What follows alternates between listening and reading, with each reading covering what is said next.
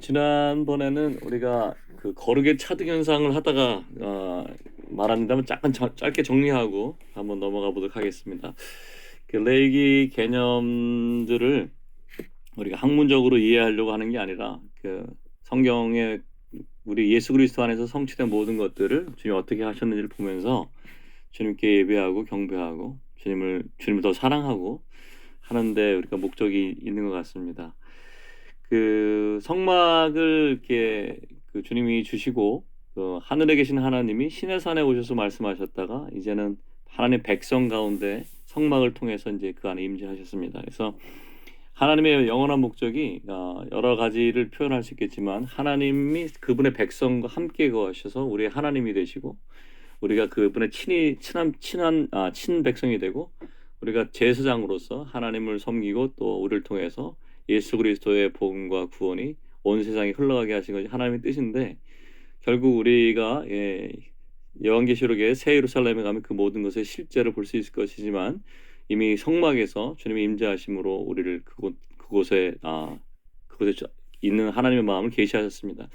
그래서 하나님이 거룩하시고 사람은 거룩하지 않기 때문에 하나님이 계시는 곳은 반드시 거룩함을 이루어야 되는 요소들이 있고 그 거룩함에 대한 차등 현상이 있다. 그걸 지난번에 얘기를 한 거죠.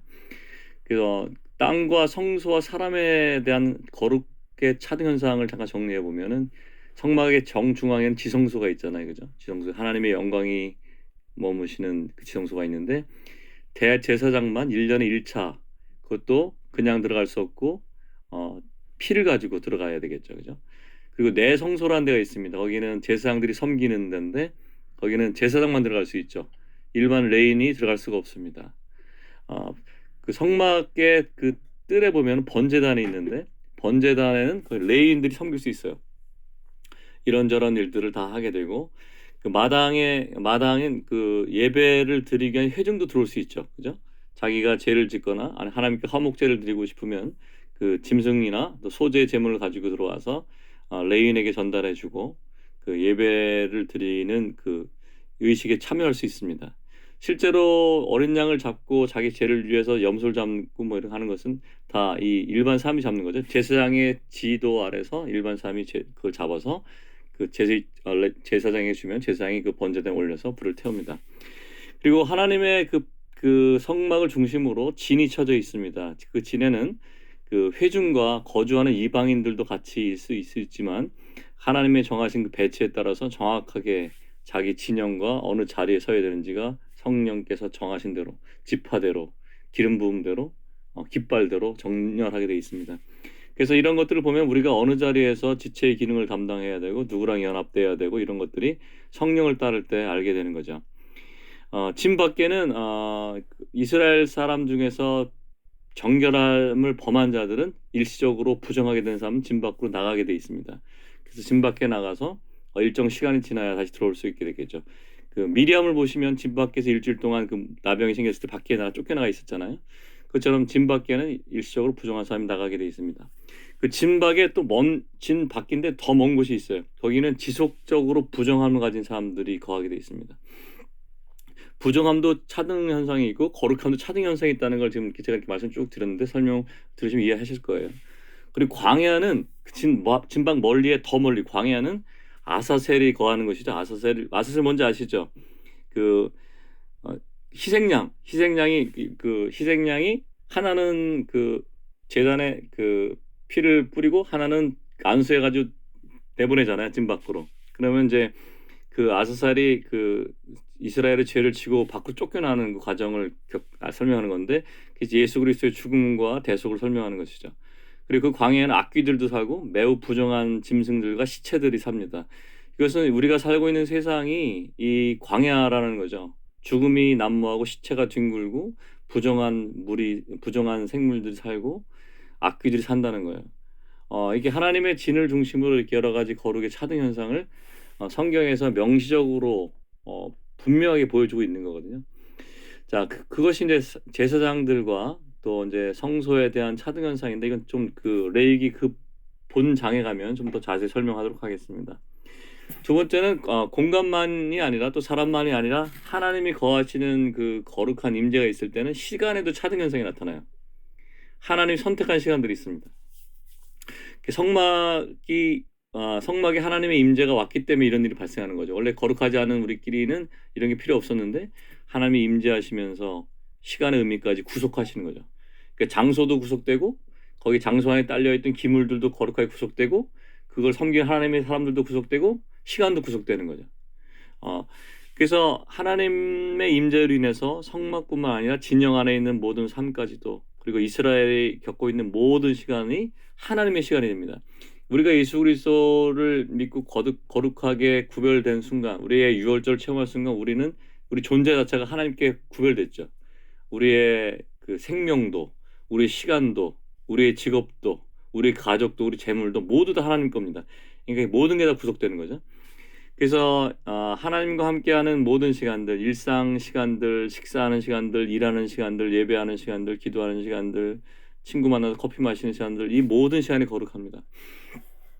자, 성경에 나타난 그 거룩의 차등 현상을 설명하는 헬라어 단어가 이제 두 개가 있어요. 시간에 대해서 우리가 다 알고 있는 거죠. 크로노스라는 게 있고 카이로스라는 게 있습니다. 근데 우리가 보통 어떻게 생각하냐면 크로노스라는 시간을 이렇게 일반적으로 내 삶을 살아가다가 카이로스, 하나님 어떤 정하신 때 만나서 내 삶이 확 획기적으로 변했다 이렇게 이런 개념을 보통 갖고 있어요. 근데 성경에서 말하는 개념은 그거랑 조금 차이가 있어요. 그거 설명을 해드리겠습니다. 크로노스라는 거는 뭐냐면 그 하나님의 그 진 안에서 일상의 생활들을 얘기해요. 그러니까 하나님을 떠난 생활을 얘기하는 것이 아니라 하나님의 진 안에 군대로 그 장막의 그 지파별로 진을 쳤잖아요. 그 진 안에서 일어나는 일상의 시간들, 그 하나님이 창조 질서에 따라서 정해진 규정된 예배 시간들을 얘기합니다. 해가 뜨고 해가 질 때마다 이제 제사장들이 하는 가장 중요한 게 뭐냐면 상번제를 드렸어요. 아침에 해가 뜰 때, 해질 때 상번제를 드렸습니다. 번제는 다 태우는 거잖아요. 각각 한 마리씩 어린 양을 성전에 드리면서 하나님께 예배하는 시간이었어요. 이건 예수 그리스도의 구속을 얘기합니다. 예수님의 십자가의 죽음을 얘기하는 거예요. 그리고 이 상번제 위에다가 나머지 제사의 것들이 더해집니다. 그게 무슨 뜻이냐면 예수 그리스도의 희생과 죽음 위에 우리의 죽음도 포함돼서 하나님께 산제사가 드려진다는 의미예요. 그리고 또 하나 매주 안식일 정하셨죠? 그 안식일에 하는 일이 뭐냐면 성소에 있는 제사장들이 제단에 올려졌던 그 진설병 떡을 바꿔요. 떡을 바꿔드리는 거예요. 그리고 초하루라는 게 있어요. 월삭. 원력에 따라 매월 드려집니다. 이건 이제 신약에 믿는 이들은 이 시간과 시간에 대한 이런 것들, 의식에 대한 거, 음식법들이 다 제사 것들이 예수 그리스도의 그 죽음과 부활로 다 대체됐기 때문에 우리가 그걸 절기를 따라 드리지 않지만 성경에 나타나는 원리는 그렇다는 거예요. 이러한 그런 크로노스 시간들이 모이게 되면 어떻게 되냐면 어느 순간 결정적인 카이로스의 시간이 찾아옵니다. 그러니까 카이로스라는 것이 그냥 오는 게 아니라 크로노스 시간들이 쌓이면 카이로스가 되는 거예요.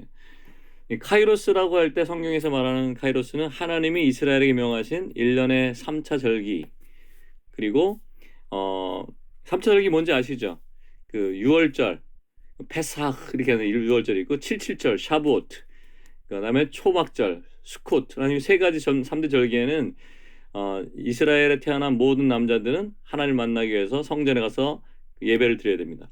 그 카톡에 보시면 우리 출애굽기 23장 14절에서 17절 같이 한번 읽어볼게요. 성경 말씀 보내드렸죠? 자, 14절부터 한번 읽어보겠습니다. 시작. 너는 매년 3번 내게 절기를 지킬지니라. 너는 무교병의 절기를 지키라. 내가 내게 명령한 대로 아비볼에 정한 때에 이랫동안 무교병을 먹을지니 이는 그 달에 내가 애굽에서 나왔음이라. 빈손으로 내 앞에 나오지 말지니라. 맥추절을 지키라. 이는 내가 수고하여 밭에 뿌린 것의 첫 열매를 거둠이라. 수장절을 지키라. 이는 내가 수고하여 이룬 것을 연말에 밭에서부터 거두어 저장함이라. 내 모든 남자는 매년 3번씩 주 여호와께 보일지니라. 여기 이제 무교병의 절기를 지키라가 이제 6월절 다음에 이루어지는 거죠. 무교병이라는 것은 누룩이 없는 빵이죠. 그리고 쓴나물 같이 먹었죠. 옛날 나올 때. 그래서 이 주님께 구속받은 사람들은 7일 동안 무교병을 먹어야 되는데 이게 죄 없는 생활을 얘기하죠. 성도들이 7일 동안 7일이니까 평생 동안 죄 없는 생활을 하라 이런 뜻입니다. 맥추절, 칠칠절이라고 하고 이게 칠칠절이 칠칠이 49죠. 유월절 다음에 있는 49되는 안식일 다음에 49일 되는 날이니까 그다음에 이게 오순절 날을 얘기합니다. 샤보트. 초막절은 여러분 아시죠? 장막절이라고도 부르고 출애굽기 34장 23절도 한번 읽어볼게요. 시작.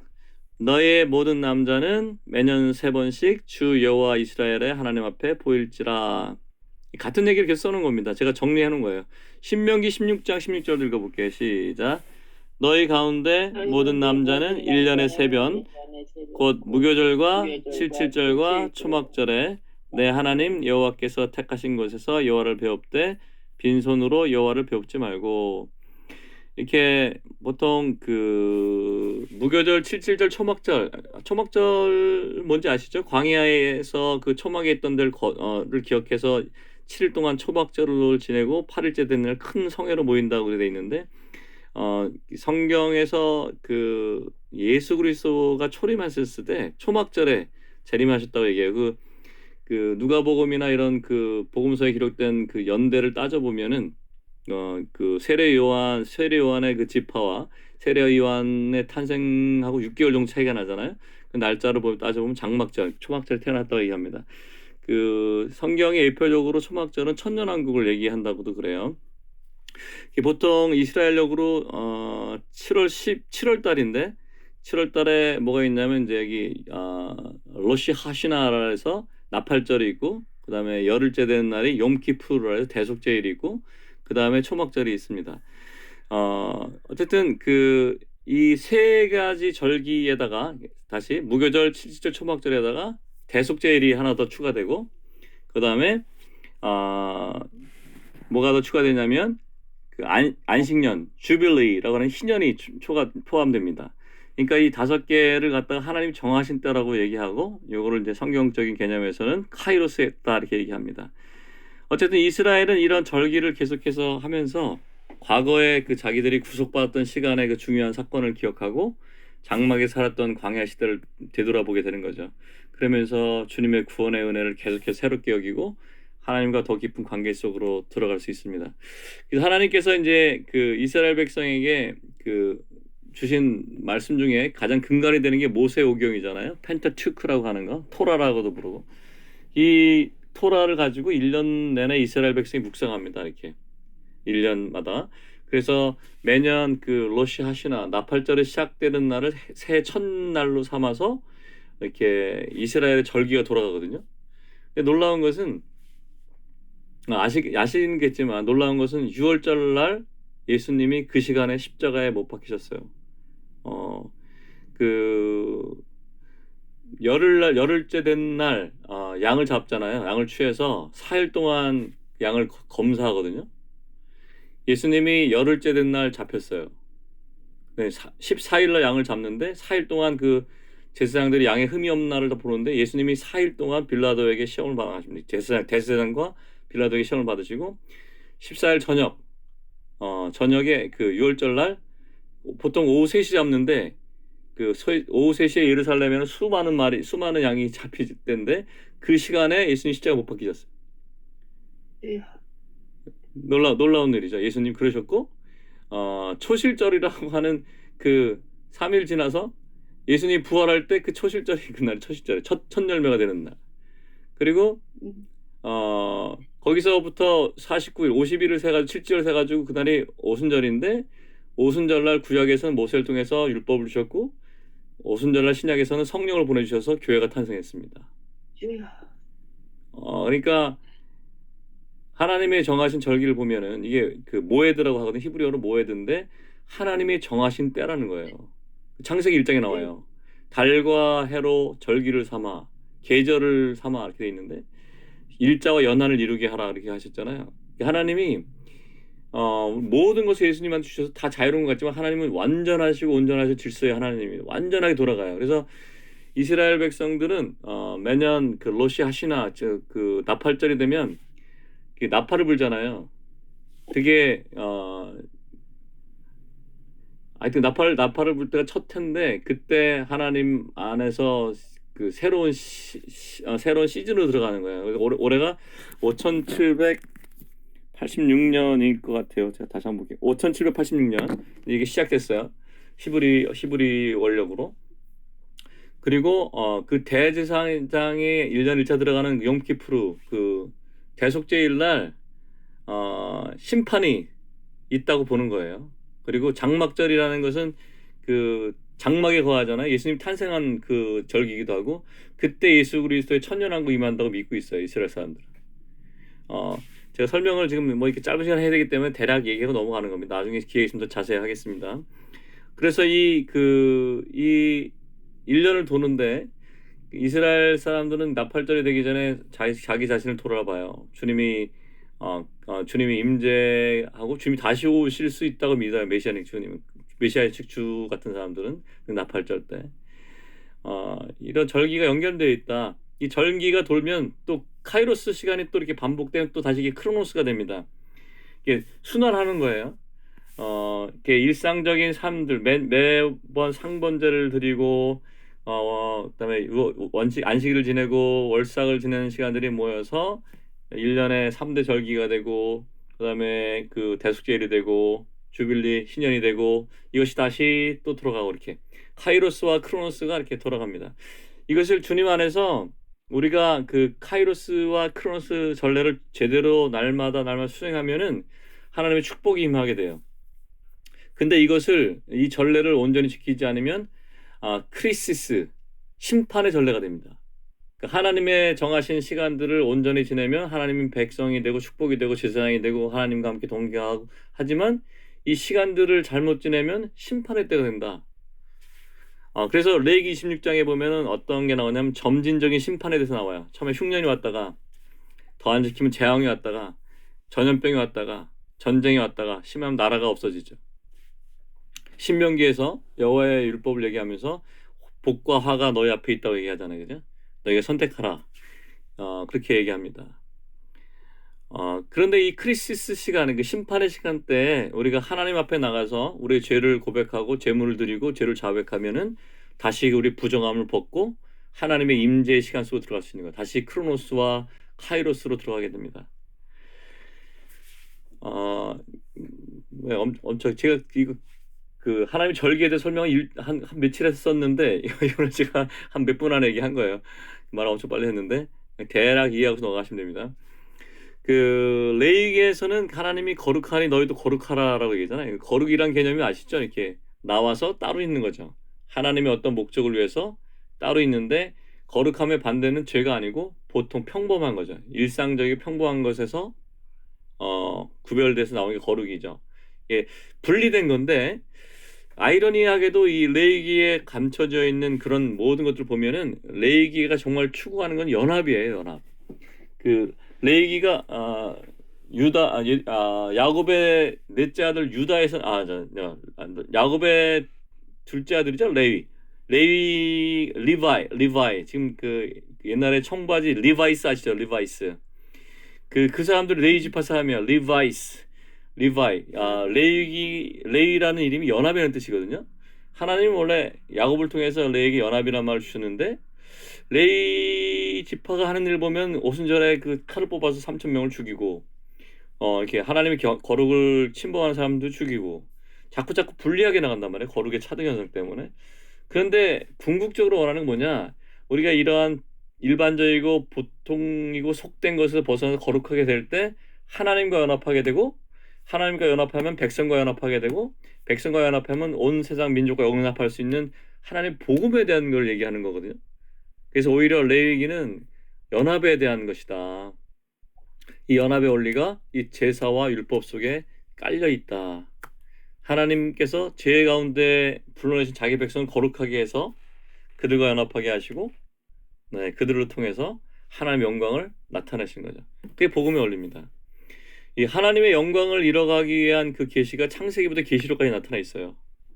하나님은 이스라엘을 자기 아내로 선택하시고 하나님 자신이 이스라엘의 그 배필이 될 수 있도록 이스라엘을 거룩하게 하시죠. 이 스스로 거룩하게 하시는 게 아니에요. 하나님이 이스라엘을 거룩하게 하셔요. 그래서 레위기와 레위기에서 보여준 연합은 하나님과 백성이 연합할 뿐만 아니라 이게 어떤 개념 제사와 율법 자세히 보면은 이게 개인적인 게 있거든요. 개인적인 거룩, 개인적인 제사, 개인적 율법을 지키는 게 있고 동시에 공동체에 속한 거예요. 마치 뭐와 같으냐면 바울이 그렇게 얘기했잖아요. 율법을 지키다가 하나를 범하면 모든 율법을 범하게 된다 이렇게 음, 얘기하잖아요. 그때 말할 때 율법들이라고 얘기하지 않고 율법이라고 했건 단수를 썼어요. The law. 단수죠. The laws가 아니고 the law. 마치 어떤 것 같으면 여자분들이 갖고 있는 그 진주 목걸이 있잖아요. 진주 목걸이. 진주가 되게 많은데 어디 하나 딱 끊어졌어요. 어, 다 괜찮은데 하나가 어디가 딱 끊어져서 그럼 어떻게 되는 거예요? 그 목걸이가 망가진 거가 되잖아요. 그거 같은 거 율법이라는 게 하나의 통째로. 그래서 음, 어쨌든 이게 개인적이기도 하고 단체적이기도 한 거예요. 그러니까 이게 이미 그 레위기나 민수기의 진영이나 이런 지파를 보면은 하나님께서 그리스도의 몸인 교회를 염두에 두고 계시다고 알고 있고 하나님과 사람의 연합, 성령과 신부의 결합인 그 결국까지 다 보고 계신다는 걸 얘기하는 거죠. 그래서 레위기뿐만 아니라 하나님께서 모세오경을 통해서 이렇게 계시하시는 것은 그 이스라엘의 출애굽이 단지 개인의 구원이 문제가 아니라 신앙 공동체, 예배 공동체, 운명 공동체, 거룩한 제사장 체계들을 채우기 위한 과정이라는 걸 주님 보여주시는 겁니다. 아, 이렇게 요 정도 해가지고 이제 거룩의 차동 현상과 뭐 시간의 개념과 또 이제 전체적인 연합에 대해서 잠깐 말씀을 나눴고요. 이제 레위기를 다시 한번 전체적으로 이렇게 쭉 보면 지금 우리 개관하는 시간이기 때문에 설명하는 거예요. 레위기 처음 절반 그 1장부터 16장까지는 그 공동체 내 거주하기 위해서 필요한 제의적 정결에 초점을 맞춰요. 제사 의식적 정결에 초점을 맞췄어요.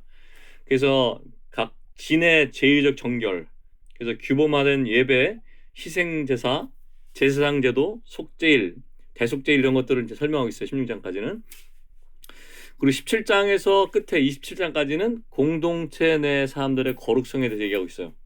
개별적인 존재로서의 각 개인이 지켜야 할 율법 규례를 얘기하는 게 아니라 선택받은 백성 전체의 일부로서 개인에게 주어진 규례들. 그래서 거룩을 위한 그 가르침을 얼마큼 신실하게 순종할 수 있느냐 이걸 목표를 두고 가르쳐 주시는 말씀이죠. 그래서 그 궁극적인 목표는 개인적인 거룩을 도달하는 게 아니고 공동체의 거룩을 달성하시는 것이 이스라엘 전체에게 주신 하나님의 명령이었다. 그렇게 보시면 됩니다. 그러니까 우리가 현 시대의 삶이 어떻습니까? 우리 각자의 개인의 구원과 자기의 성화와 자기의 영화됨과 자기의 천국감 이런 것에 관심 갖고 있는데 실제 하나님의 전체적인 목적이 그게 아니라는 거죠. 개인이 아니고 개인도 단체 안에서 공동체 안에서 하나님이 세워가시는 영적인 신령 공동체 안에 개인으로서 나의 거룩이라는 거죠. 그러니까 모든 사람과 더불어 거룩함과 화평함을 쫓으라. 아무도 이것이 없인 주를 보지 못하려 하신 말씀이 그래 연결되는 거예요. 내가 거룩하면 옆에 있는 연결된 지체들도 같이 거룩할 수 있도록 도와줘야 되고 섬겨야 되고 그 지체의 짐을 같이 져야 되는 거죠. 그러니까 공동 운명체예요. 교회가 된다는 거는. 어, 나는 이 교회가 맞아서 이 교회랑 나랑 영적인 칼라 같아. 그러니까 여기서 내 섬겨야 돼. 이게 아니라 교회 전체가 그리스도의 몸으로서 내가 주님이 나를 두신 그 진영에 그 지파에 그 자리에서 주님께 충성하고 옆에 있는 형제 자매들을 섬기고 돌봐야 되는 거죠. 그것이 하나님께서 그 교회에게 주신 것이고 그것을 사도 바울이 보고 에베소서에서 얘기한 거예요. 이렇게. 우리가 주님을 사랑하고 주님을 섬기고 싶으면 각자의 짐을 짊어져야 되고 또 뭐 내가 비록 주님께서 정하신 뭐 교회 봉사하는 직분은 아닐지라도 그 개인의 거룩함과 공동체 안에서의 그런 연합됨이 얼마나 중요한지 그래서 누가 더 중요하고 누가 귀한 게 아니라 모두가 귀하고 모두가 중요해요. 그래서 바울이 얘기했듯이 연약해 보이는 지체가 더 존귀함을 얻고 그 연약한 지체를 지켜야 됩니다. 어, 그것이 이제 우리가 이제 회복해야 돼 가는 부분 중에 하나예요. 이게 말이 쉬운데 실제는 쉽지 않거든요. 왜냐하면 그 연약해 보이는 지체들이 불편하거든요. 어떤 때는. 그거를 참아내야 되고, 그거를 같이 가야 되는데, 그 부분에서 우리가 이제 성화의 길을 가게 됩니다. 내가 죽어야 갈 수 있기 때문에. 내가 생각하는 네, 가치관과 내 존재적인 내가 선호를 버려야지만 그 지체와 같이 갈 수 있어요. 주여. 어, 주님이 그걸 은혜를 주셔야 되죠. 레위기를 통해서 우리가 그런 걸 배워가는 거죠. 자, 창세기 12장 2절 한번 읽어보겠습니다. 시작. 내가 너로 큰 민족을 이루고 내게 복을 주어 내 이름을 창대하게 하리니 너는 복이 될지라. 하나님은 이렇게 얘기했어요. 그 아브라함한테 너에게 복을 주어서 내가 복되게 하리라. 넌 평안하고 행복하고 잘 살아라 이렇게 하시지 않으시고 너로 큰 민족을 주고 네게 복을 주어서 내 이름 창대케 할 건데 네가 복이 될 거야. 그러니까 너를 통해서 다른 사람들 복을 받을 수 있을 거야 이렇게 얘기하신 거예요. 보통 이제 우리가 처음에 신앙이 어리면 그러잖아요. 내 거. 내가 주님의 은혜를 받은 거, 나는 하나님의 백성이고 자녀들은 다르고 그게 아니라는 거죠. 저 하나님의 은혜를 알지 못한 사람들을 위해서 나에게 복을 주신 거죠. 그러니까 이스라엘이 망한 거는 이 복을 자기 거라고 생각하고 선민의식이 강했기 때문에 망한 거예요. 이 복이 흘러갔으면 다 살았을 텐데. 그래서 예수님이 오셔서 만민에게 복이 전파되게 되었죠. 이 레위기가 주어진 걸 보면은 그 이스라엘이 출애굽할 때가 딱 그랬잖아요. 430년이 마치는 날 그날 나왔거든. 그날이 6월절이어서. 그래서 나와서 이제 한 국가로서 이제 막 처음에 오합지졸로 나왔다가 한 국가로 이제 정체성이 확립되는 것이 시내산에서 시나이 페리코프 그 시내산에서 하나님께서 율법과 강령을 세우시면서 나라의 체계가 이제 생겨가거든요. 막 한 국가로 출범하는 시간 그 레위 길을 통해서 열방의 복이 되는 그 길이 어떤 것인지를 제시하시는 거예요. 궁극적인 것은 이스라엘이 하나님처럼 거룩하게 되는 거예요. 이 거룩은 근데 혼자 이룰 수 있는 게 아니라 하나님과 연합해야만 이룰 수 있는 거거든요. 그래서 레위기에 기록된 제사와 율법을 통해서 하나님과 연합하는 법을 배우고 그 연합을 기초로 해서 백성과 연합하고 백성과 연합하는 기초로 해서 세상과 하나님을 연합시키게 하는 것이 이것이 그 이스라엘을 부르시고 의롭게 하시고 영원롭게 하는 목적입니다. 그래서 우리에게도 똑같은 거예요. 우리는 현 시대의 제사장들이잖아요. 그죠? 우리가 그리스도 예수를 섬기는 제사장이고 하나님의 백성입니다. 구약에서는 하나님의 백성 따로 있고 제사장이 따로 있었어요. 그래서 직분이 있었다고요. 하나님을 섬기는 건 제사장만 했고 아까 거룩의 차등현상 받듯이 진에서는 레위인들 섬길 수 있었고 뭐 이렇게 양과 소를 잡는 건 제사장들이 했었고 성소에서도 제사장이 있었고 대제사장은 또 지성소에 섬겼던 것처럼 다 차별이 있었는데 지금 신약에서는 대제사장이 누구예요? 멜기세덱의 반차를 따른 예수 그리스도가 대제사장이잖아요. 우리도 제사장인데 우리 레위 지파의 제사장이 아니고 멜기세덱의 반차를 따른 머리신 예수 그리스도를 따른 제사장들이거든요. 우리는 하나님의 백성도 되고 제사장도 동시에 되는 거죠. 근데 문제가 뭐냐면 제사장들은 그냥 섬길 수가 없어요. 하나님을 30살이 돼서 인정받아야 섬길 수 있어요. 성소에서. 그러니까 아마 20살에서 30살까지 아마 인턴처럼 이렇게 준비하는 기간이 있었을 것 같아요. 많은 학자들이 그렇게 보고 있어요. 그러니까 그렇게 해서 인정받으면 성소에 섬길 수 있는데 우리 영적인 분량이 그렇게 30살이 안 되면 우리 그냥 하나님 백성의 수준에 머물러 있는 거예요. 하나님을 이렇게 섬기고 백성을 섬길 수가 없어. 내 자신이 급해가지고. 그러니까 우리 영적 성장도 있어야 되지만 기본적으로 우리는 하나님 백성으로 부르심 받았고 제사장으로 동시에 부르심을 받았다. 신약에서는 그 예수 그리스도가 머리시고 예수님이 주인이시잖아요. 나머지는 다 똑같은 형제예요. 그 마태복음에 그렇게 나오잖아요. 너희가 선생 되지 말라. 너희는 스스로 지도자라 칭함을 받지 말라. 너희는 다 형제라 이렇게 얘기한 게 그런 거예요. 그래서 이제 신약 성경에 나와 있는 직분 뭐 사도, 선지자, 복음 전하는 자, 목사, 교사 혹은 뭐 장로와 집사 이런 것들은 펑션의 역할 어떻게 백성들을 섬기고 하나님을 섬길지 연약한 자를 어떻게 돌아볼지 그래서 보면은 다 그 장로와 집사에 대한 그 임명 기준 얘기할 때 자기 가정을 잘 돌봐야 되고 그죠? 믿음의 자녀를 둬야 되고 일반적인 사람으로서 그 성숙해간 사람들이 할 수 있는 거라고 얘기하는 거거든요. 새로 입교한 자도 말고 신학교에서 그 신학교 나왔다고 목사 세우고 그 사람이 장로가 아닌 거예요. 그러니까 생명이 하나님의 성경에 말하는 건 우리가 그리스도의 생명으로 충만케 되고 자라서 30살 이상이 돼서 하나님도 섬기고 백성을 섬길 수 있는 나라가 되고 그 정도가 되고 자기 가정을 돌보고 가정에 다 믿음으로 양육할 수 있고 가정을 돌볼 수 있는 사람이 하나님의 교회를 돌보지 않겠냐 이게 사도 바울이 한 얘기죠. 어쨌든 우리는 이제 예수 그리스도를 믿었기 때문에 그분 덕분에 우리가 거룩해졌잖아요. 이 거룩의 출발점은 이제 세상과 분리된 게 거룩의 출발점이지만 완성은 세상 안에서 우리가 빛과 소금으로 사는 거예요. 예수님 말씀처럼. 그래서 아멘. 우리를 통해서 천국의 우리가 각자 문이잖아요. 천국의 문을 열고 다른 영혼이 들어와서 구원받고 거룩해질 수 있도록 예수님이 그리 우리를 세상에 뿌리신 거죠. 하나님의 아들들을 세상에 뿌리셨다 그러잖아요, 예수님이. 그 자리에 자기 자리에서 주님을 사랑하고 이웃을 사랑하면 됩니다. 그래서 누가 물어봤어요, 저한테. 청년 중에 하나가 이제 예수님을 사랑하고 믿는 사람을 사랑하면 되겠네요. 그렇게 얘기하길래 그게 아니고 하나님을 사랑하고 모든 사람을 사랑해야 돼. 이렇게 얘기를 했었어요. 우리 하나님께서 우리에게 원하시는 게 그거죠.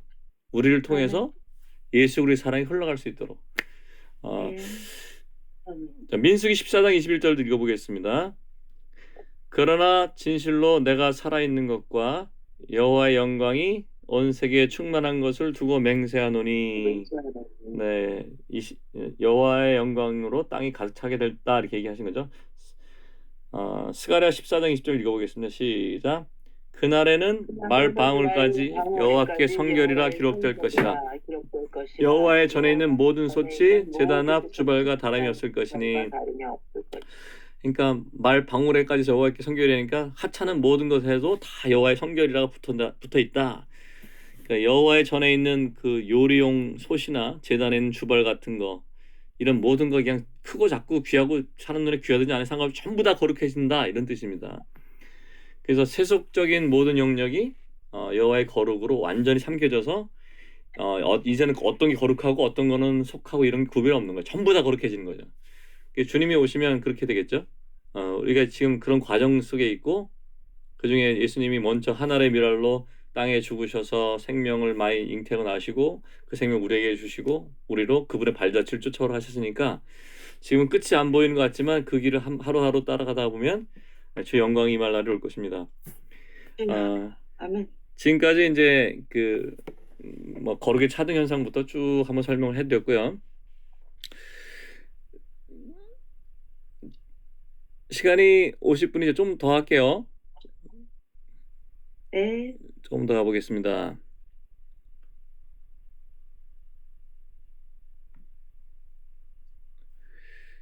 자, 이제 성경 속의 제사의 역사를 한번 좀 살펴보려고 그래요. 다는 못할 것 같고 이제 우리가 이제 이게 레위기에 대한 것이 상당히 깊기 때문에 천천히 나가다가 하다 보니까 뭐 제가 알고 있는 것들 다 설명해드리지 못하고 일부만 하지만 그래도 시간이 필요하기 때문에 그냥 이어서 가겠습니다. 성경 속의 제사의 역사를 한번 살펴볼 필요가 있어요. 왜냐하면 성경에는 항상 처음 나왔던 것이 계시가 쭉 점진적으로 발전해가는 그런 형태를 띠고 있거든요. 이스라엘 백성에게 하나님께서 모세를 통해서 말씀하시고 또 모세를 통해서 바로에게 말씀하실 때 이 백성을 가게 하라. 그들이 나를 제사하게 하라. 나를 예배하게 하라. 이렇게 하셨거든요. 그러니까 바로의 압제에서 이스라엘을 구원하신 것이 그들로 하나님께 제사를 드리게 하기 위해서였다. 이렇게 명시로 써 있어요. 그래서 하나님은 이스라엘 백성을 광야로 데려오셨고 시내산에 도착하게 한 다음에 하나님께 제사를 드릴 성막을 짓도록 명령하셨죠. 그죠? 거기 이제 우리가 이제 출애굽기랑 레위기를 통해 보고 있는 건데 성경의 전체적인 개념을 한번 보자 이거죠. 한번 살펴보자는 거죠. 하나님이 사람을 창조하셨죠. 아담을 창조하셨습니다. 이 아담이란 사람이 남자와 여자만 얘기한 것이 아니라 집단적인 사람이다 이렇게 얘기했죠. 첫사람 아담, 마지막 아담, 첫사람 아담, 새 사람 그리스도. 아담은 장차 오실 차에 예표라고 그랬죠. 표상이라고 그랬죠. 옛날 성경 표상이라고 그랬고 요즘은 예표로 번역되어 있는지 모르겠네. 모형이라고 돼 있나요? 그러니까 하나님의 보시기에는 이게 아담으로 총체된 모든 인류가 하나 있고 예수 그리스도로 시작된 예수 그리스도를 머리로 하는 새 사람이 하나가 있어요.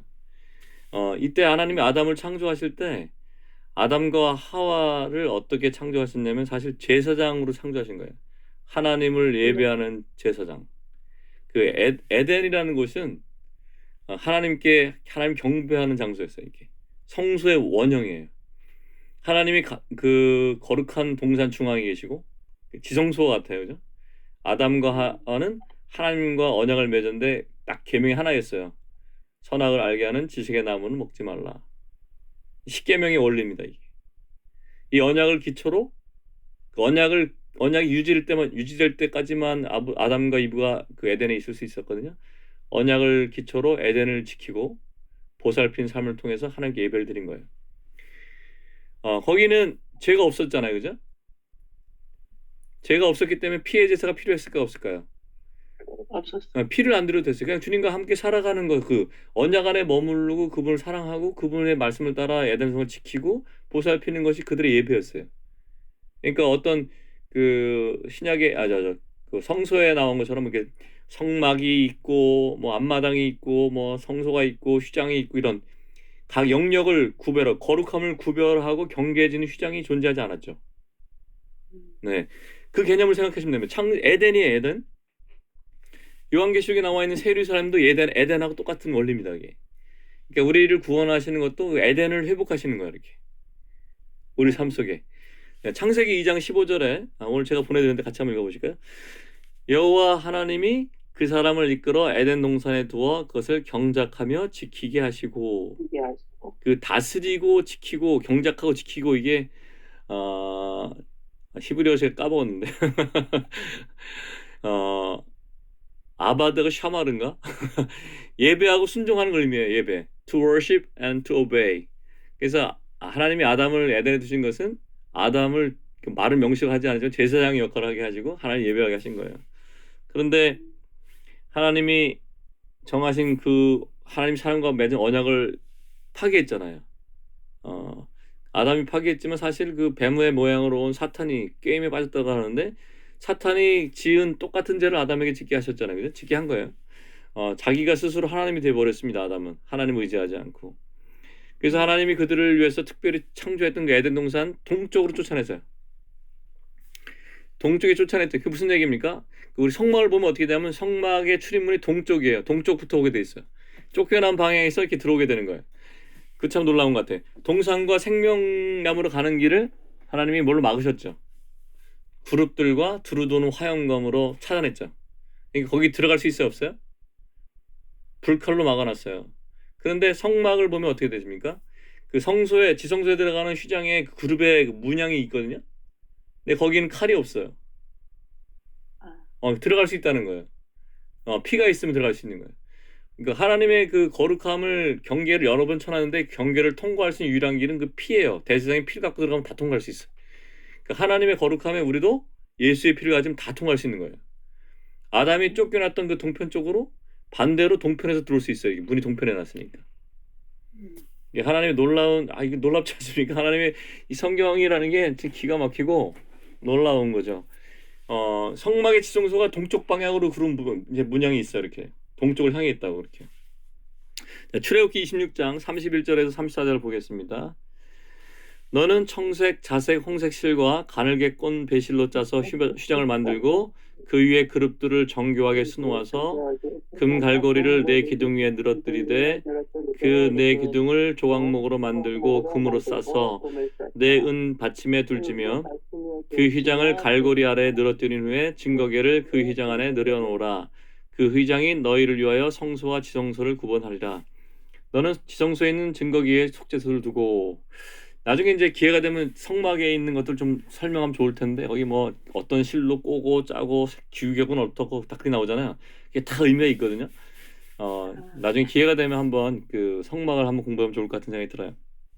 어쨌든 이 말씀드렸는데 휘장 안에 수놓은 그룹들이 이제 마치 에덴 동산을 짓고 있던 그룹들과 똑같아요. 그 법계 위에 거기에도 그룹이 있잖아요. 이렇게 언약계 위에 그룹 위에 자정하신 하나님의 영광이 이제 머물죠. 거기에. 그 지성소는 그 하나님의 거룩성과 죄로 부정해진 백성들 사이에 너무 큰 간격이 나니까 한 명 1년에 1차 대제사장만 이렇게 피를 가지고 속죄일에 올라갈 수 있었죠. 그 지성소에 들어가다 잘못하면 죽거든요. 그래서 그 제사장의 발에다 방울을 달았잖아요. 소리가 안 들리면 끌어냅니다. 이렇게 줄을 이렇게. 그런데 하나님께 잘못 접근했던 사람들이 나오죠. 레위기에. 그 나답과 아비후가 이상한 불을 들였죠. 그 다음에 어떤 규례가 나오냐면 그 제사장이 그 지성소에서 해야 될 거에 대한 규례들이 나오는데 거기 술 취함에 대한 얘기도 나와요. 그러니까 아마 나답과 아비후가 술을 취했을 거라는 생각이 들어요. 그래서 성소에서 임하는 제사장들에게는 술 먹는 게 금지돼 있어요. 성소에 섬길 때. 어쨌든 그 레위기를 하면서 설명을 할 거고, 그러니까 만약에 하나님께 잘못되게 가면 하나님으로부터 불이 나와서 삼켜버려요. 하나님이 그래서 소멸하는 불이시다라고 히브리서에게 설명해 준 거예요. 레위기 예법을 이렇게 설명해 주신 거거든요. 자, 레위기 10장 1절에 2절 보겠습니다. 아론의 아들 나답과 아비후가 각기 향로를 가져다가 여호와께서 명령하시지 아니하신 다른 불을 담아 여호와 앞에 분향하였더니 불이 여호와 앞에서 나와 그들을 삼키매 그들이 여호와 앞에서 죽은지라. 우리가 지금 에덴 동산에 있는 아담과 하와가 제사장이라고 얘기했는데, 아까 얘기했듯이 그때는 죄가 없었기 때문에 피를 흘려서 제사 드릴 필요가 없었습니다. 하나님과 완전한 연합을 이루었고, 하나님의 영광을 옷 입었기 때문에 서로 벗고 있었지만 부끄러워하지 않았다 그랬어요. 아마 하나님의 영광을 옷으로 입었을 거예요. 그래서 아담과 하와가 그 선악과를 먹으니까 언약이 이제 파기됐죠. 그러니까 이제 언약이 파기되니까 아담과 하와가 입고 있었던 그 영광의 영이 떠난 거예요. 영광이 사라졌어요. 그래서 하나님과 사람의 영광의 연합이 됐던 그 연합이 깨지고 생명의 관계가 단절되고 오히려 사탄의 말을 들어서 사탄과 연합했어요. 사탄의 배필이 된 거예요. 그러니까 우리 사람의 존재적으로 우리가 뱀이에요, 뱀. 그래서 예수 그리스도께서 광야에서 사람들이 하나님께 불평할 때 불뱀이 와서 막 물었잖아요. 그래서 모세가 하나님께 간구하니까 하나님이 알려주잖아요. 놋뱀을 만들어 장대에 다뤄라. 그 놋뱀을 쳐다본즉 살리라 그랬거든요. 그 예수 그리스도를 예표하는 겁니다. 예수 그리스도도 뭐라면 스스로 죄가 없으신 분이지만 죄 있는 육체의 모양으로 와서 육체의 죄를 정하사 이렇게 로마서에 설명해주고 있어요. 그러니까 우리 존재를 원래 그분은 죄가 없지만 사람의 모양으로 와서 죄 있는 모양으로 와서 달리신 거죠.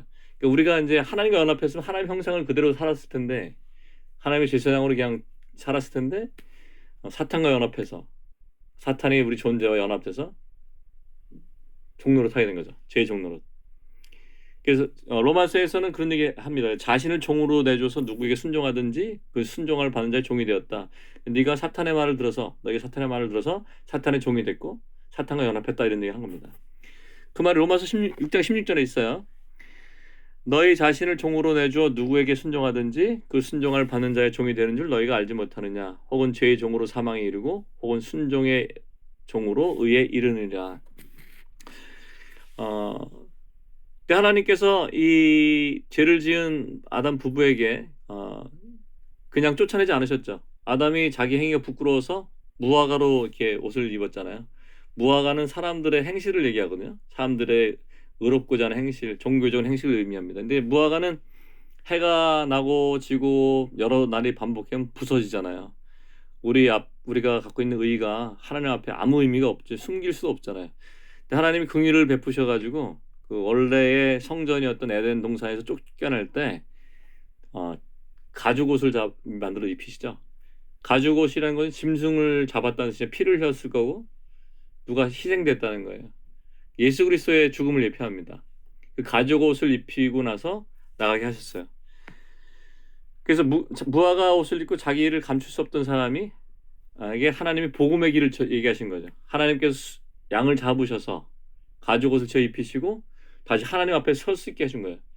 하나님 앞에 설 수 있는 거는 의로운 자만 쓸 수 있는 건데 아담과 하와가 가죽옷을 입고 하나님 앞에 섰다는 것은 복음으로 말미암아 칭의 되었다는 거예요. 의롭다고 칭해주는 거예요. 의롭지 않지만.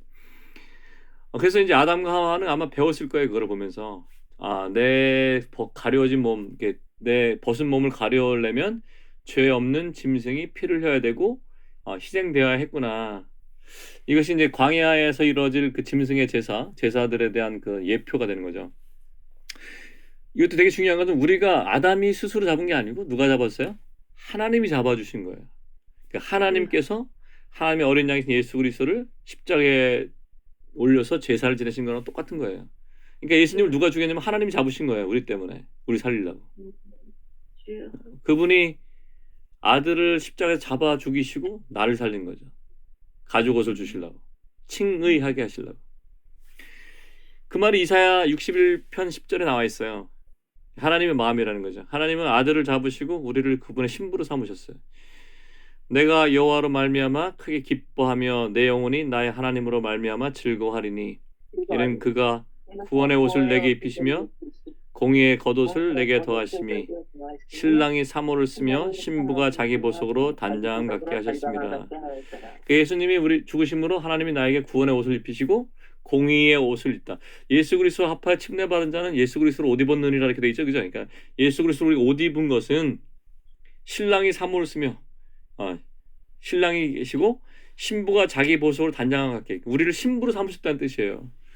그래서 요한계시록 마지막에 보면 성령과 신부가 서서 말씀하셨어요. 오라, 원하는 자도 오라, 뭐 이러잖아요. 목마른 자도 와라. 우리를 그 신부에 참여시키기 위해서 아들을 찢어 죽이신 거예요. 아까 우리 불렀던 주 예수 하나님의 사랑, 그 찬송이 너무너무 좋은 거예요. 놀라운 주님의 사랑, 참 감동이 되는 것 같습니다. 그래서 이 가죽옷을 통해서 보여주신 거, 의롭지 않은 자를 의롭다고 하셨고 하나님 앞에 다시 설 수 있도록 칭의의 옷을 입혀주신 거.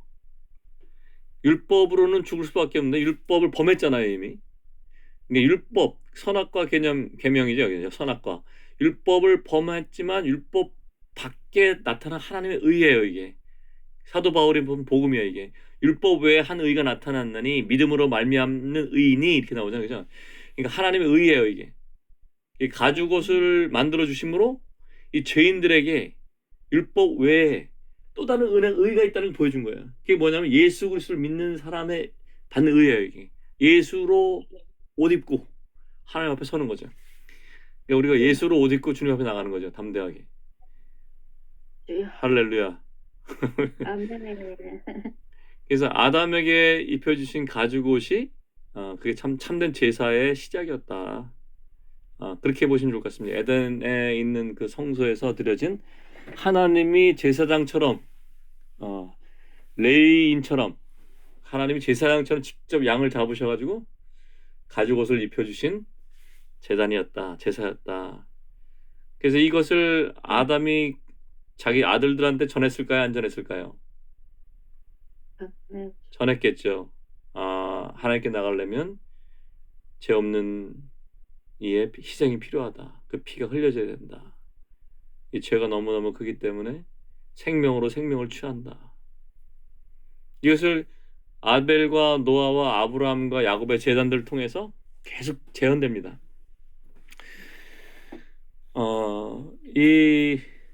오늘 요 정도까지 하고 좀 말씀을 교제하는 시간을 가지면 좋겠습니다. 우리가 이제 저도 온전치 않기 때문에 설명을 제대로 했는지 안 했는지 잘 모르고 너무 말도 빠르고 어떤 때는 그렇지만 우리가 하나님의 은혜를 알아가는 데 있어서 우리에게 이 레위기를 주셨다는 건 너무너무 큰 은혜와 축복입니다. 지난주에 얘기했듯이 이스라엘 백성들은 아이들이 글을 읽을 나이가 되면 레위기부터 가르친대요. 왜냐하면 하나님과 어떻게 정결한 관계를 갖고 이웃과 어떤 관계를 가질 것인지 이게 복음에 올리잖아요. 그거를 배우면서 거룩한 백성으로 살아갑니다. 신약에 믿는 이들은 우리도 동일한 제사장으로서 이 레위기에 정해져 있는 것들을 문자 그대로 하지 않지만 영적으로 실제적으로 그렇게 행하는 거예요. 우리에게 주신 하나님의 복음의 법이 구약에 나와 있는 법보다 훨씬 더 높아요. 예수 그리스도를 믿는 우리들이 이 거룩한 생활을 할 수 있는 것은 로마서 8장에 나와 있는 대로 성령을 따라 행하는 이들에게 그 율법 요구가 이루어지게 하신다니까 성령을 따라 사는 방법밖에 없어요. 하지만 이 레위기를 통해서 우리가 하나님 얼마나 우리를 사랑하시고 얼마나 자비하셨는지 알게 됩니다. 그 아담이 쫓겨났던 방향으로 다시 들어올 수 있게 하신 것도 너무 놀랍다고 나는 생각이 들고 그룹들의 화염경을 들고 있었는데 장막에서는 불칼이 없잖아요. 들어올 수 있게 피가 있으면 들어올 수 있게 하신 거예요. 주님의 은혜 감사하지 않을 수 없습니다. 자, 기도가 마치겠습니다. 주님 감사합니다. 저희들에게 레위기를 공부할 수 있는 은혜를 주셔서 감사하고 이것을 통해 예수 그리스도를 통한 아버지의 사랑이 우리에게 부어진 그 실제를 볼 수 있게 하셔서 감사합니다. 저희를 주님의 제단 위에 저희들도 올려드립니다. 당신의 거룩한 영으로 저희를 정결케 하시고 새롭게 하시고 주님께서 저희를 두신 그 자리에 주님의 영광을 위해 살게 해 주시옵소서. 감사합니다. 예수님의 이름으로 기도하였습니다. 아멘. 아멘. 감사합니다.